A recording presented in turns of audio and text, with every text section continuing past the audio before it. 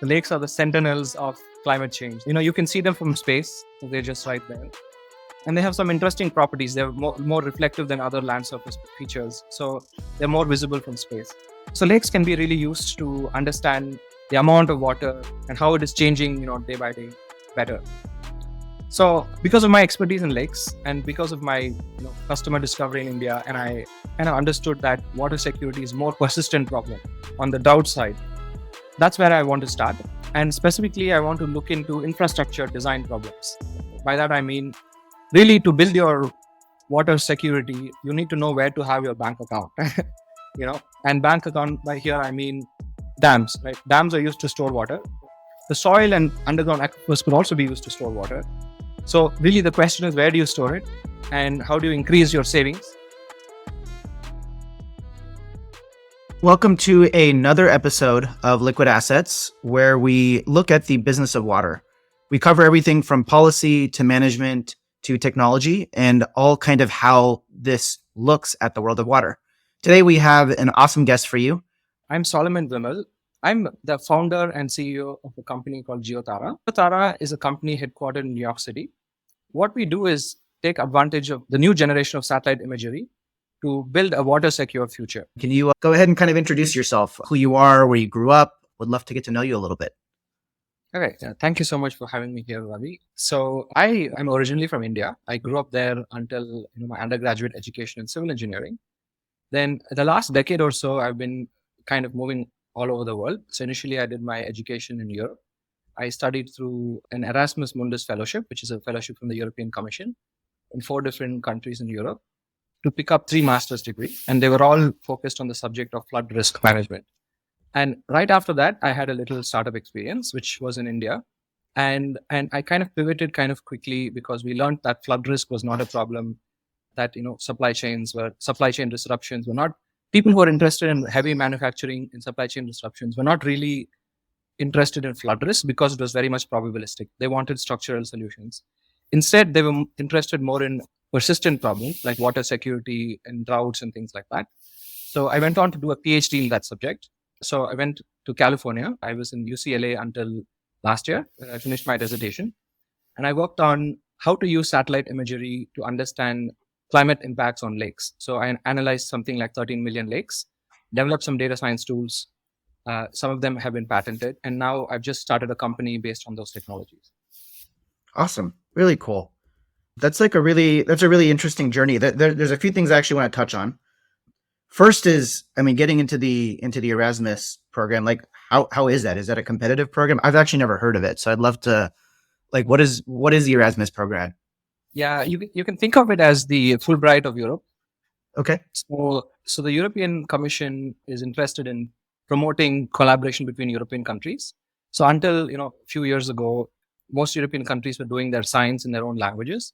Recently, after the European Union was formed in the 80s or so, they kind of increasingly started to invest in European Union-wide projects.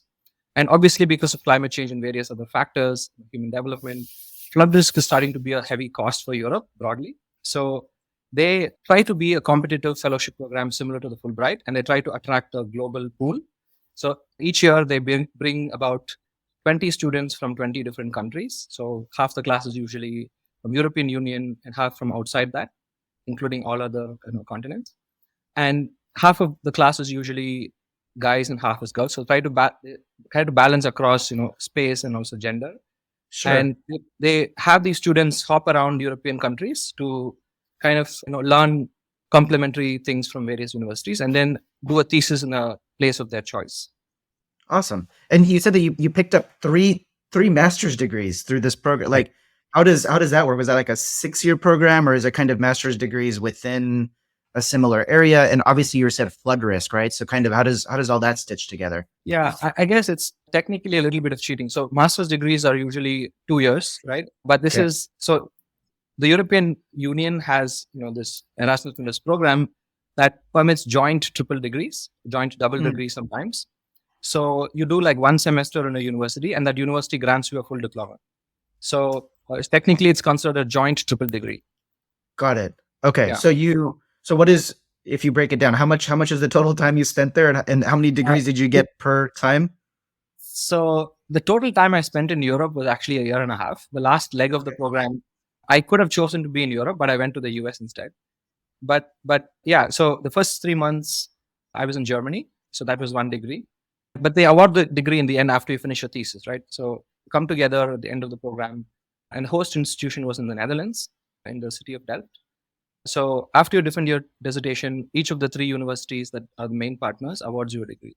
And there is a small partner which does not give you a degree, which is in Slovenia. And Mm, we didn't spend a whole semester there. So it's partly why they got don't it. award. So last question here. What are the 3 degrees that you did end up getting? Okay, so they're complementary. So the degree in Germany was called Hydro Science and Engineering. That's a traditional program that they've been offering. They also have a 2 year degree that's with the same title. In the Netherlands, it was somewhat similar. It was hydroinformatics and water science and engineering. They call it something like that. And the third degree was in Barcelona, and that degree is like the capstone for the entire program, which is a flood risk management degree. Got it. Okay. Cool. And so then kind of moving into the next part of your story that you mentioned, where you initially were brought in through the Erasmus program to study flood risk management, right? And you obviously, through your 3 degrees of hydroscience, the hydroinformatics, and flood risk management, you then that startup that you had in India, did you like start to come up with that idea in Europe and then you took it to India? Like, walk us through kind of what that looked like. I think that could be an interesting piece to kind of unwrap, right? Just given the sense that you also saw that there wasn't necessarily a need for the flood risk management or more persistent problems, as you mentioned. What did that kind of through line look like?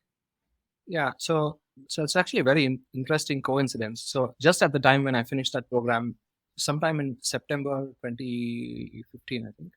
So I finished that program and I spent a few months just hopping around places, trying to wrap up my thesis and write a paper about it. And just around that time, there was a huge flood in my hometown, in the city of Chennai, in the south of India. And this flood was one of the most massive floods that the city has seen. And like newspaper reports said something like there was a loss of about $5 to $6 billion because Chennai is considered the Detroit of Asia. So it's a huge manufacturing hub for automotive sector. Mm, So that's part of the reason why they had such a huge economic loss. So the interest to start this company in flood risk at that time was actually not my idea. So I came with the technical training in floods. Of course, I had learned how the Europeans work with flood risk management, all the way from the engineering practice, the modeling and the computation, and also policy and all of that. So we understand all the aspects of it from various countries. But I went back to India. I actually, before my masters, I had a little stint in Bangalore, which is in the Indian Institute of Science. So there I worked for a year with a professor who was working on floods as well. So he'd been working on urban floods in Bangalore. So my plan was to really go visit them and just say hello and ask them for some perspective on what I could do next in my career. But I was actually just taking a break also because for 2 years I hadn't come home, and then I was coming home this time with a dramatic entrance with the huge flood in my city, and coming to Bangalore to learn how I could make use of my career. So that professor actually guided me to start a company. So he put me in touch with somebody who had this interest to start a business in flood risk.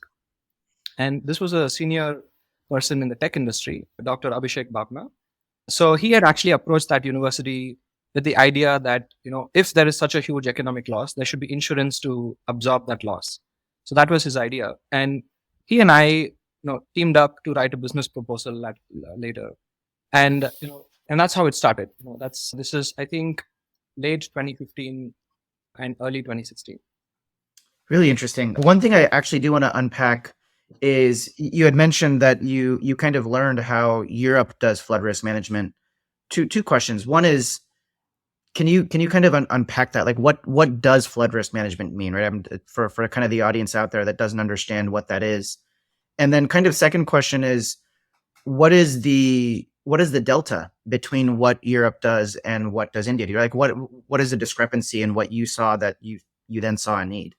Yeah, I love that question. So this is absolutely something that shocks you. So just before I went to Europe in 2013, there was the Uttarakhand flood, right? So I just got accepted to the European program. I was going to study floods, and I had a little break before I was going to board the flight.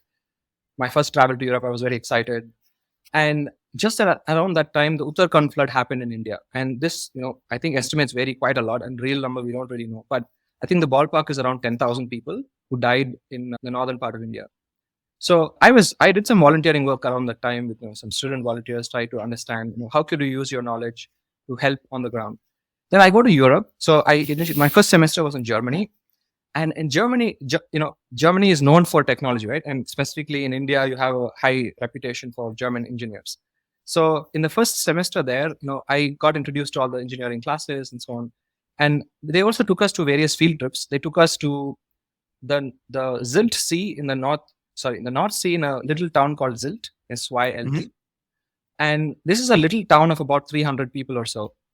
And they were showing us some of the infrastructure investments that they've made to protect the island from getting eroded because of sea level rise and so on.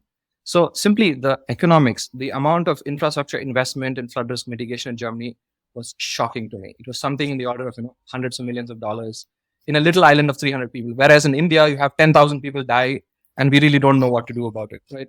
So Sure. that was a glaring contrast. So obviously, with all of that in mind, it's not that India does not have the technology. The Indian Institute of Science, for example, probably one of the best in the world, like trying to develop new solutions for the technology side of things, technology and science side of things, how to do predictive models and so on. But obviously, I think on the infrastructure side, India has the capability to do more, and also the need because of the sheer volume of people we have and the losses we have. But yeah, I was really moved by those experiences. The Uttarakhand flood in the beginning and the Chennai flood in the end. In the So, end, oh my gosh, yeah, your yeah, entire European study was basically bookended by like two different floods, leaving from and coming back home. exactly. Yeah. Crazy. And when you kind of learned how much money Germany puts into infrastructure, Europe puts into infrastructure around floodplain, or flood risk mitigation, walk us through what your business model was, right? What were you trying to sell? What was the product in India? You had mentioned that you're working with this professor, and they're obviously, if there's some sort of loss, there should be insurance. Was this thing like an insurance product? What exactly were you what exactly were you building? Yeah. So this is, I was 22 years old, and I had never been around people who were, in any way associated with startups before.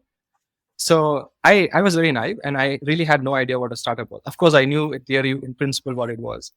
But obviously, Abhishek was really very senior. He, at that time, already had almost a decade of experience working in executive roles at Google in California.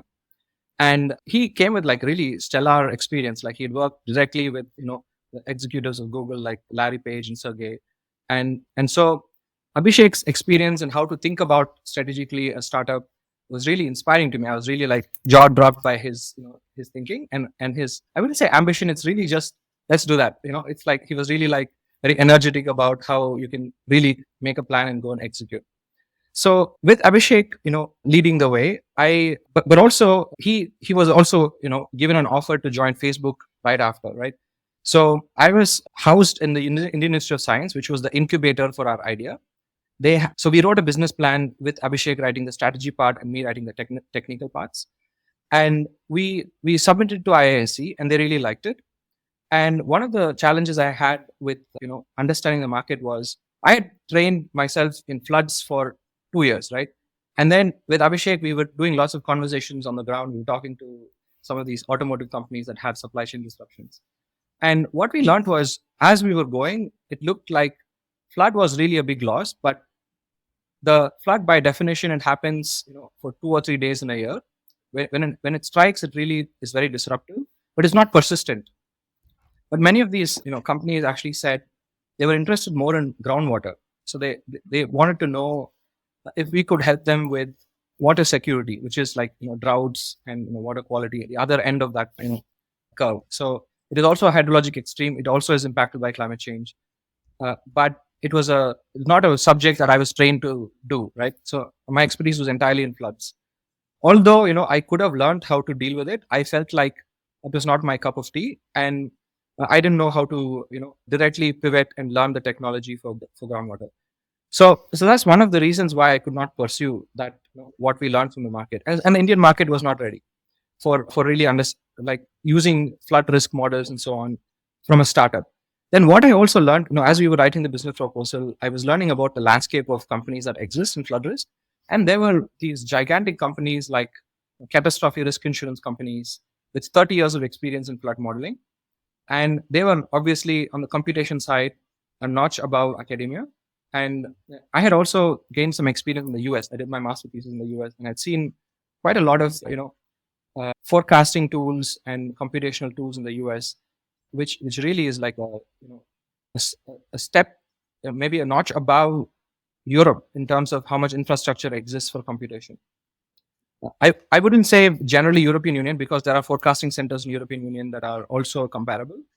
But generally, compared to individual European countries, the American infrastructure was so good.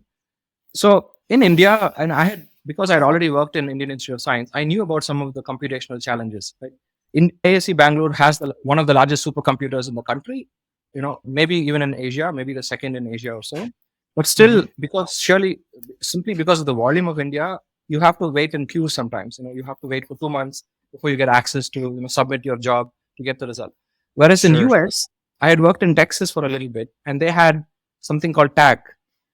I had access to something like 10,000 processors, and I could run codes in like 10 minutes. I Oh was given God. an access to it in like 2 days or something. So Yeah. so simply that also surprised me, and really, like coming back to India, coming back to the reality of access to software infrastructure.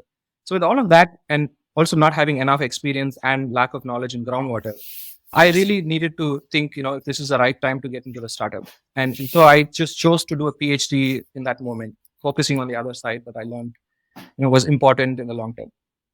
Got it. Really interesting, man. So you pick up 3 masters. You do this flood management studying in Europe. Go to India, validate or invalidate the idea, or the fact that you would not be able to actually execute the idea, and then you go and get a PhD.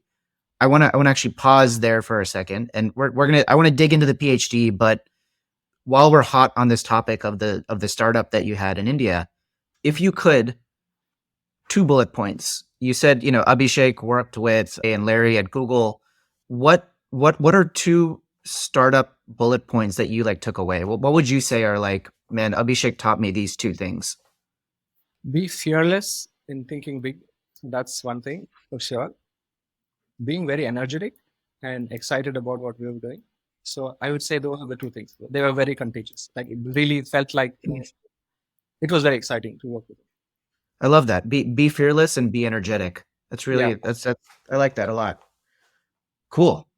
Let's jump into the PhD now. So you interviewed these folks in the auto world, and you obviously figured out that they were more interested in the drought prevention, figuring out how they can get groundwater. You ended up not wanting to do that, and so you ended up getting a PhD. What did you get the PhD in India? Walk us through kind of what happened there and what you studied. Okay. So my PhD was broadly in the subject of lake modeling. So I was given a challenge by the professor on using this, large piece of software that was built over multiple decades called the WIC model, the Variable Infiltration Capacity model. So it's a macro scale model that is meant to simulate, various hydrological states. So basically, soil moisture, evaporation rates, the amount of runoff that happens on the surface, amount of flow that happens in various levels of the soil. It's a very involved model that tries to simulate various pieces of the water system, and it's designed to run at a very large scale, so at a continental scale or so. So my challenge was to work with that model and understand first its workings, the organizing principles, the data, and so on, and also to develop some aspects of it to model lakes better. So specifically, there was a project that was funded by NASA to run the model to over some millions of lakes in Canada and try to understand what would happen because of climate change in these lakes. Because the Arctic is known to be warming at much faster rate than the global average. So in the northern fringes of the Arctic, the rate of warming is like 7 times global average, and pan-Arctic, if you aggregate it, it's probably a little more than twice the global average. And so the Arctic is one of the most sensitive places, and also it's the cryosphere where things are frozen in some parts for the entire year, in some parts for part of the year. And because water in its frozen state, when it melts, right, it starts to absorb energy. So when it's frozen and there's ice and snow, it reflects all the energy. But when it melts, it absorbs all the energy, so it will accelerate. So it's a and that explains why it's also warming at a faster rate, right? That physically explains why it's warming at a faster rate.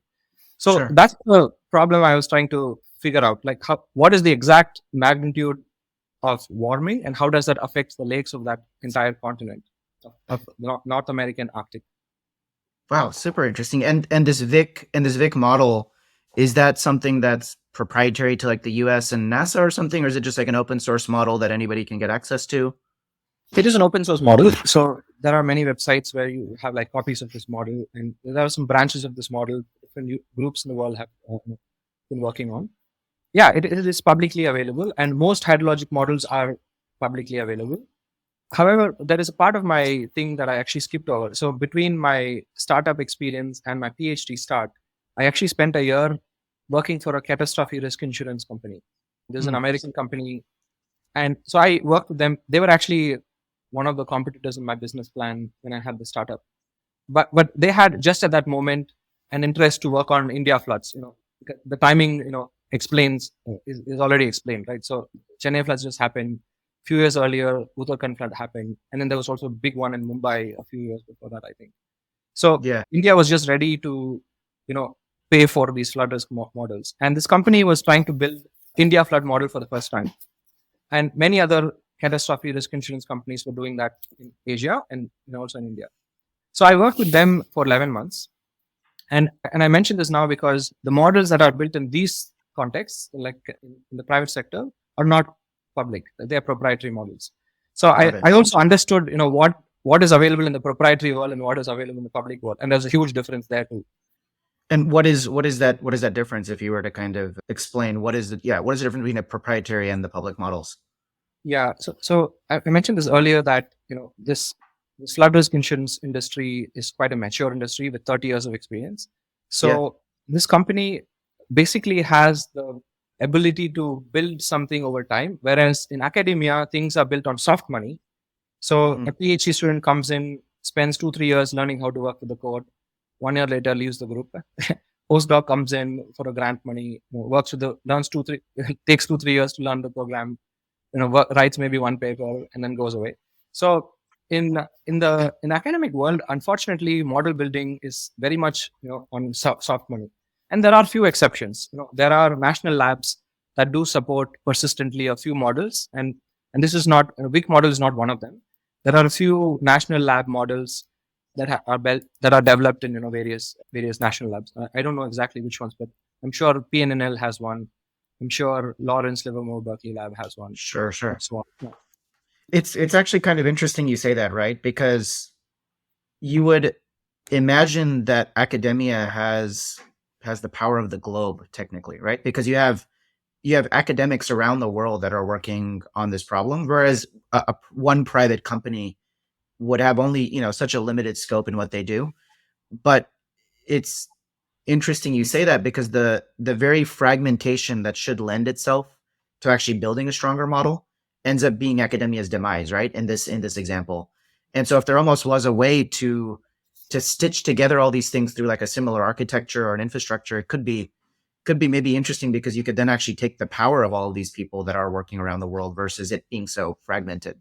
Yeah. So another thing I would say is I wouldn't use the word power with academia because I think the incentives are misaligned, right? So the Mm, incentives are completely different.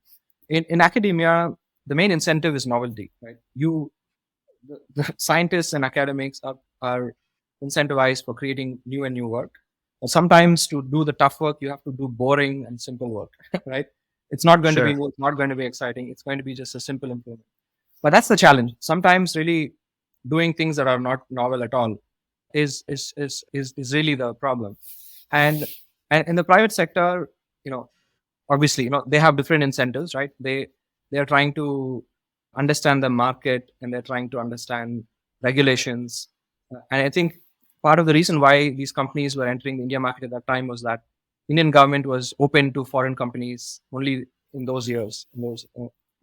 And yeah, so there are different incentives and trigger points that kind of get people going in these different areas. So they're not really comparable at all. But yeah, each have their strengths and weaknesses. Sure, sure. And that kind of actually raises an interesting question too, just around incentives. When you go back to that conversation we were having of the European Union having infrastructure around flood risk and India not, is there an incentives issue there? Like where does that money come from, or is it the fact that the city just understands that they need this? Who is the quote unquote buyer of this infrastructure? And I guess where is that incentive placed?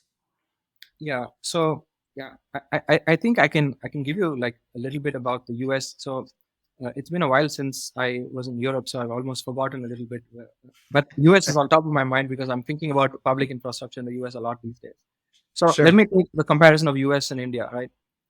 Water is basically, considered a public good. And basically America has a policy that everything that's done with taxpayers' money has to be public information. Most countries try to follow that same rule, but US basically does that better. So there's a lot more transparency in where money comes from, where it goes, and how it is used for infrastructure. In India, unfortunately, this is not the case. Like, or at least it's not accessible, or at least I've not accessed it yet. I've tried looking Sure. for it, but it's not. Maybe there is a process. Indian constitution is very strong, and I'm sure there is some process. But they're probably putting a bulletin board on an obscure government, office somewhere that you can't reach. you know, Yeah, yeah. so there's that difference. So from a scientist point of view, you have a better understanding of what's going on with infrastructure more directly in the US, and you have to work your way up to figure out where it is, what the equivalent is in India. But in terms of public money, well, India is a very rich country these days, and there's a lot of investment in infrastructure. And I was so shocked to hear about some of the investment in software infrastructure. So the Central Water Commission of the Indian government invested something in the order of $5 billion only to build a website to put data. So this is like an Oh, informatics project, something of that order, right? It shocked me. But also, I've tried, examining these websites, the data sets. Sometimes usability is a challenge, So you sometimes don't see the result, but also the scale is different. And, India is in a different stage of its growth. So you can't really see how much of that is spent, how much of that is going to be spent, where did that money really go? You're not able to trace entirely. With the US, I think things are a little more transparent, in my opinion. So that's the big difference. interesting. And let's kind of switch gears a little bit and move to what you're working on in the US. I know, you looked at 13 million lakes at UCLA. You worked with the Vic database to kind of figure out what's happening with these lakes in the US and in Canada. What are you working on now? I know we talked about this a little bit before, but for the audience out there, explain to us kind of what your project is. Okay, my startup, Yeah. or yeah, okay. So my company is called Geothara, and I put a lot of thought into this word because geo, like geospatial data, and Tara is a Tamil word, and also it's a word in Sanskrit that means several things, including data, taravu in Tamil, taram, which means quality, and Tara also means stars. And there are also Indian goddesses named Tara. So there are so many things that are really nice references that comes together in that word. So I just wanted to call my company Geothara. So it's basically a company that's trying to be a data science company that provides services in water security. So today we're in a very interesting time. So we are at the cusp of just privatization of satellite data that's going to blow. It's going to skyrocket to a way humanity is not ready yet. So up until now, we had a lot of satellite data and private satellite data, but never before have we had transparent pricing for enterprise use, right? So only in the last, say half a year or so, there is a clear cost for what imagery costs, and and the trade-offs, right? What is the spatial resolution and so on. So more and more businesses will start using this data from going forward. So I think people are now ready to use geospatial data. And recently, Google also, of course, has one of the strongest teams in geo. So they have built Google Map. Everybody uses that. Nobody uses any other. I've not heard of any person use any other map but Google Maps. But so obviously, they've invested quite heavily in building a very good software infrastructure for geo.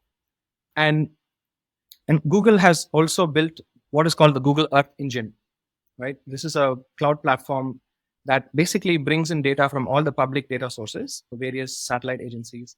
So almost anybody can go online or to Google Earth Engine website and write a couple of lines of JavaScript, or you can also do it in Python with an API, and instantly analyze petabytes of data instantly. So everybody has access to the data today, right? And this is not the most high resolution private data. This is the public data, but still, Sure. look at the resolution. It's kind of shocking how much information is available. So Geothara is really positioning itself to be a data science company that develops algorithms and insights for water security in this very exciting time. Really, really cool. I actually did not know this about the Google Geo team. That's super cool. And so let's unpack a few things that you said around water security. What are the verticals that you focus on? I mean, is like flood risk one of them, I'm assuming, or like kind of what is encapsulated within the Geothara definition of what is water security? So I'm sure water security means its own thing, in the broader academic world. But my definition of water security is just my own, and I simply view it as people's dependence on water, on whether it is in abundance or in deficit, right?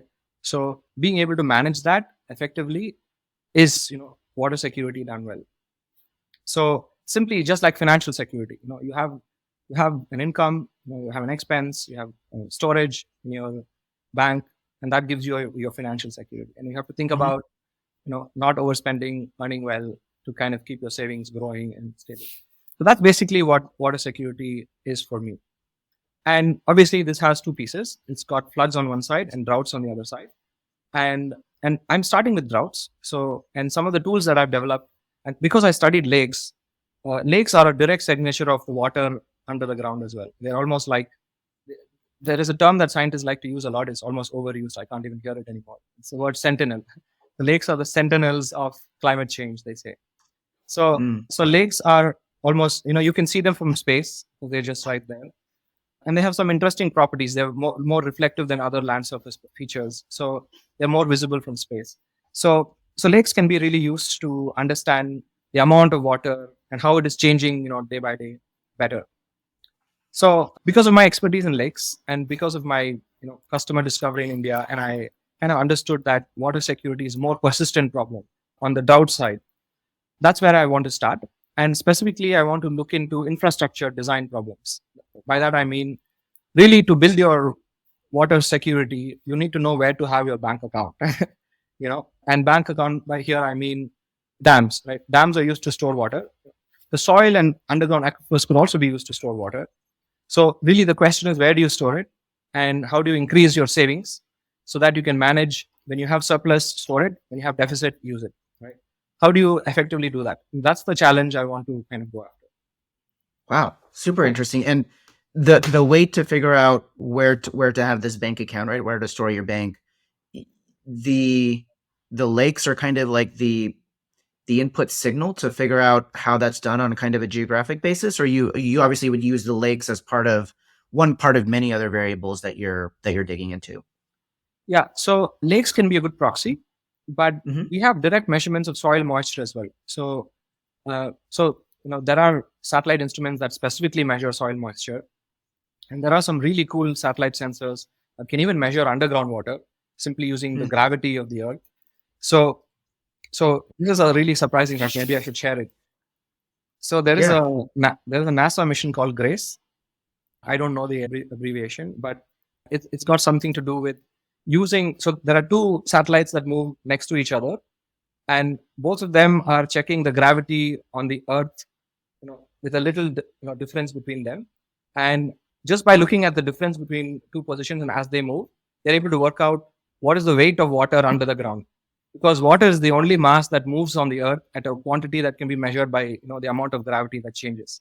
So that's a fascinating fact, and scientists were able to work out the sensitivity of the instrument to actually measure that, and you'll be surprised by the accuracy of that measurement. It's something in the order of centimeters. Would you believe that? So water shift Oh in my the order of gosh. centimeters vertically can be measured by gravity from space. But the only way to, I mean, it's kind of absurd to think it's been centimeters. But what explains that is that it's measured over a large scale. So because it's flying so far away and it's measuring, from even a little difference there is like a large, Is a large now. difference. Yeah. So the actual resolution on the ground would be very large. It would be more than the size of a city or so. It's approximately 250 kilometers, 250 by 250 kilometers, I believe. Okay. So over that scale, though, and there are thousands of those boxes you can draw on the earth. You can measure fluctuation water levels to the levels of centimeters. So that Wow. gives you a really good understanding of how the water system is changing. And the tools that I've developed, so of course, the tools that I've developed are very generic data science tools that can detect change over time. So one of the first things that I'm thinking about patenting right now, and I have a couple of provisional patents currently underway, figuring out licensing deals with universities and figuring out also market needs and so on. So these two patents that I'm currently working on have to do with detecting a changing signature in a time series that is always fluctuating. So this is not a trivial problem. You would think, understanding how something changes, just fit a line through a bunch of changing points and then you get the answer. But it's not so. Sure. It's not so simple. It's very challenging problem. In fact, I spent 2 years working on that problem, did like millions of simulations, had to collaborate with a mathematician. So actually, he started as a mathematician, but he's an econometrist, applied mathematician. I had to work with him a couple of years and write, thousands of lines of code, millions of simulations to really make improvements to detecting the signature of change. So, but after a lot of work, we were able to build something that is superior to what we have today by quite a margin. And I'm able to kind of detect climate signature on hydrologic time series. So hydrologic time series are always fluctuating, and I'm able to see the underlying signal that's a systematic shift from a previous condition to a new condition. Wow. That is so cool. I'm not gonna lie, Solomon. We spoke earlier, but this is, now that you're explaining it, this is super, super, super interesting. Really cool.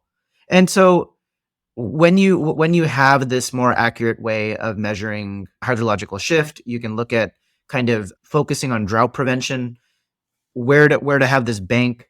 Who are your customers? You're selling these to cities, to governments, to states. Like, what does your sales process look like?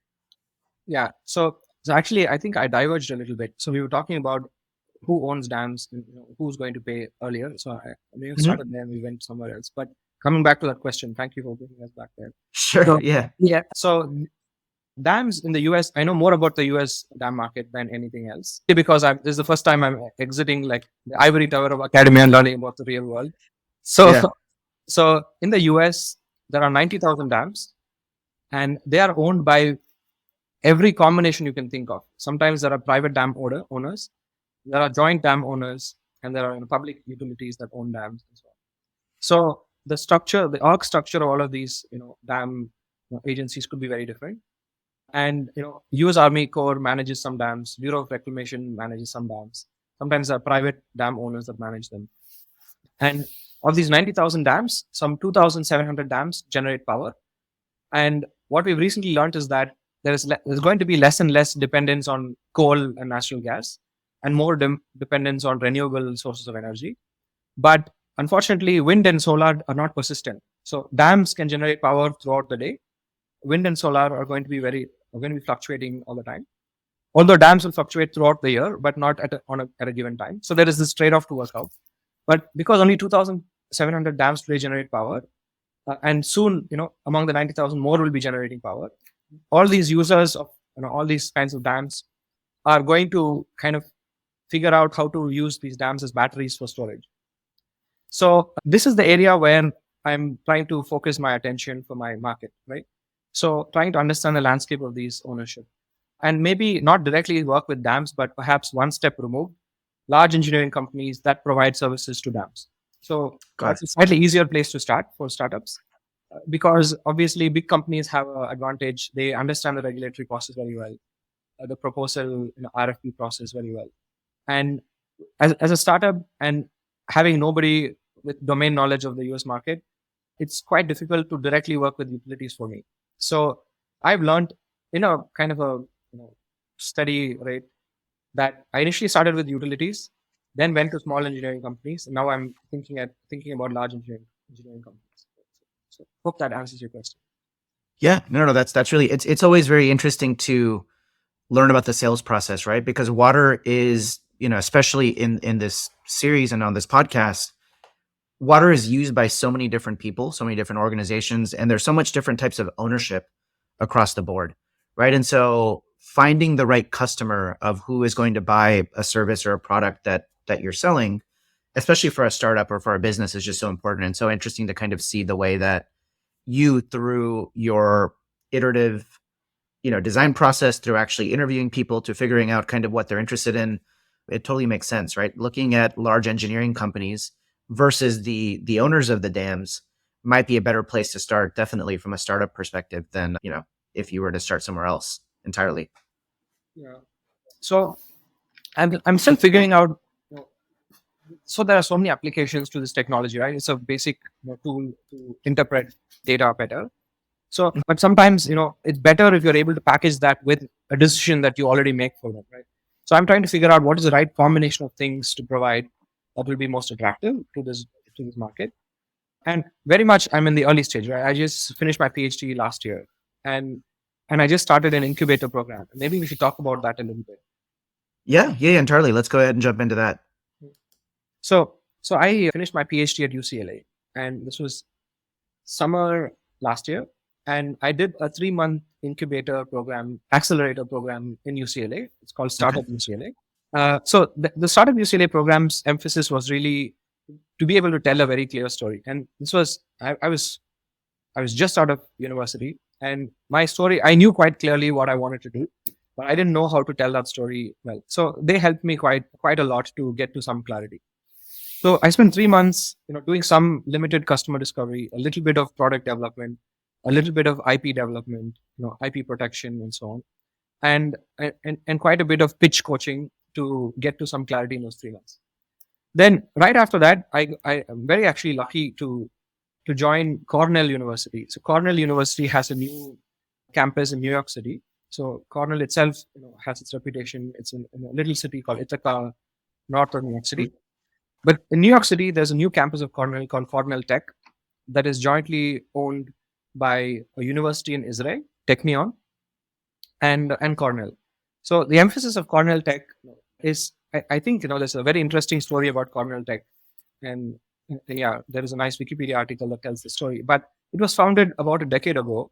And the mayor of the city of that time, Bloomberg, had donated a little piece of New York, a little island called Roosevelt Island that's just beside Manhattan, to any university that would help New York, help New York recover from some of the stock market crash, economic losses. So many universities wanted to bid for that proposal to get that investment from the city to build a university that would be tech and business fusion.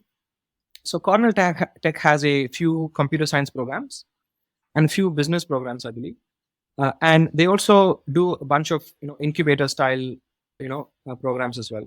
So they have 2 incubators. One is called the Runway Postdoc program, and the other is called the Spinout program. Spinout is for master students who study at Cornell to form a little team with their classmates to kind of create a company, and Runway is for recent graduates of PhD from any part of the world to try to convert their technologies into something that can be commercialized, right? So I'm part of, because I just finished my PhD, I'm part of this Runway startup postdoc program. And it's a very friendly, entrepreneur friendly program that gives you it's called Runway because it gives you a really long runway. So traditional incubators are very short. Y Combinator, for example, is only some 10 weeks or so, perhaps 3 months. I'm not very sure. I think it's 3 months. Yeah. So the Runway program is like 2 years long, and to develop something that is reliable, I'm thinking about infrastructure, water security. You cannot build, test, break like in software engineering, right? You can't just show it to a lot of customers. You've got to go with tools that work. Yeah. Like working with a surgeon, you've got to come with precision. You've got to come with some clarity, and so the development cycle for a company like of my kind is not going to be order weeks. It's going to be order months or years at least. So Sure.